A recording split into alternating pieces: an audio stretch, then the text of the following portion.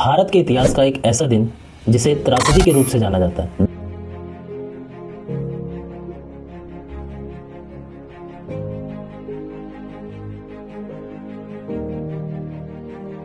जिसमें लाखों लोगों की जान गई, लाखों लोगों ने अपने घर छोड़े, परिवार छोड़ा, अपने दोस्ती छोड़ी, यहाँ तक कि अपने घर को छोड़ के कहीं और जाना पड़ा।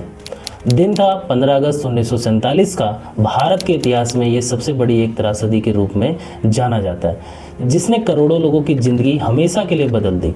एक तरफ लोग अंग्रेजी शासन से मुक्ति मिलने की खुशी मना रहे थे, वहीं दूसरी ओर लाखों लोग अपने घर, ज़मीन और अपने परिवार को छोड़कर अनजान रास्तों पर निकल पड़े। शहरों में दंगे होने स्टार्ट हो गए, गांव उजड़ रहे थे, सदियों से साथ रहने वाले लोग एक दूसरे से अब बिछड़ने लगे थे। ये कहानी है भारत के विभाजन की, जो आधुनिक इतिहास की सबसे बड़ी मानवीय त्रासदी में से एक मानी जाती है। भारत में अंग्रेजों का आगमन 17वीं शताब्दी की शुरुआत में व्यापार के उद्देश्य से हुआ।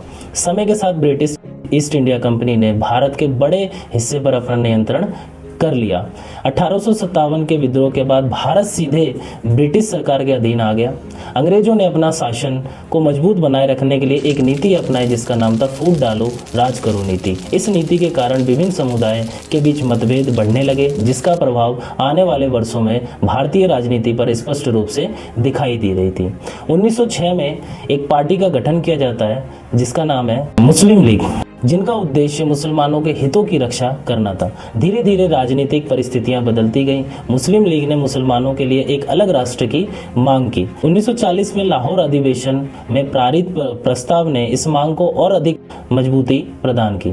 मुस्लिम लीग के नेता मोहम्मद अली जिन्ना का मानना था कि हिंदू और मुसलमान दो अलग अलग राष्ट्रीय हैं और अलग अलग देशों में रहना चाहिए। इस विचार को द्विराष्ट्र सिद्धांत भी कहा गया। दूसरी ओर भारतीय राष्ट्रीय कांग्रेस एक संयुक्त और अखंड भारत के पक्ष में थी।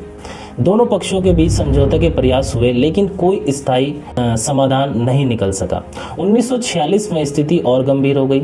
मुस्लिम लीग द्वारा घोषित डायरेक्ट एक्शन डे के बाद कलकत्ता में भयंकर सांप्रदायिक दंगे भड़क उठे। इन दंगों में हजारों लोग मारे गए और हिंसा की ये आग देश के अलग अलग हिस्सों में पहुंच चुकी थी। पंजाब, बंगाल, बिहार, अन्य क्षेत्रों में भी सांप्रदायिक तनाव तेजी से बढ़ने लगे। ब्रिटिश सरकार को यह महसूस होने लगा कि भारत को एकजुट रखना अब बेहद कठिन हो गया है। 1947 में लॉर्ड माउंटबेटन भारत के अंतिम वायसरॉय बने। उन्होंने सत्ता हस्तांतरण की प्रक्रिया को तेज करने का निर्णय लिया और 3 जून 1947 को भारत के विभाजन की घोषणा की। इस योजना के अनुसार ब्रिटिश सरकार के 2 स्वतंत्र देश होंगे, भारत और पाकिस्तान में विभाजन किया जाएगा। सीमाओं के निर्धारण का कार्य सीरियल रेडक्लिफ को सौंपा गया, जिन्होंने बहुत कम समय में पंजाब और बंगाल का विभाजन तय किया। यही सीमा बाद में रेडक्लिफ रेखा के नाम से जानी जाती है। सीमाओं की घोषणा होते ही लाखों लोगों के जीवन में उथल पुथल मच गई।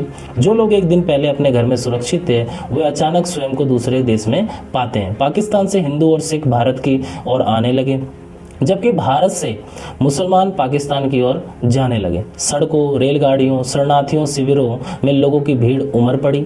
ये मानव इतिहास के सबसे बड़े जन पलायन में से एक था। अनुमान है कि लगभग 1 से 2 करोड़ लोगों ने अपना घर छोड़ा। इस दौरान सांप्रदायिक हिंसा में लाखों लोगों की जान चली गई। अनगिनत परिवार बिखर गए। महात्मा गांधी विभाजन के पक्ष में नहीं थे। उनका विश्वास था कि हिंदू और मुस्लिम एक साथ संयुक्त भारत में रह सकते हैं। जब देश की आज़ादी का उत्सव मना रहा था, तब गांधी दंगा प्रभावित क्षेत्रों में शांति स्थापित करने का प्रयास कर रहे थे। वे लोगों से हिंसा छोड़ने और भाईचारा को अपनाने की अपील कर रहे थे। हालांकि उनके प्रयास के बावजूद विभाजन को रोका नहीं जा सका।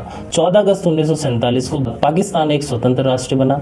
15 अगस्त 1947 को भारत ने स्वतंत्रता प्राप्ति की। ये एक ऐसा क्षण था जिसमें खुशी और दुख दोनों साथ साथ मौजूद थे। एक और स्वतंत्रता का उत्सव था, तो दूसरी ओर अपने घर और प्रियजनों से बिछड़ने का दर्द। इस प्रकार आजादी और विभाजन दोनों ने एक साथ इतिहास के पन्नों में अपनी जगह बनाई।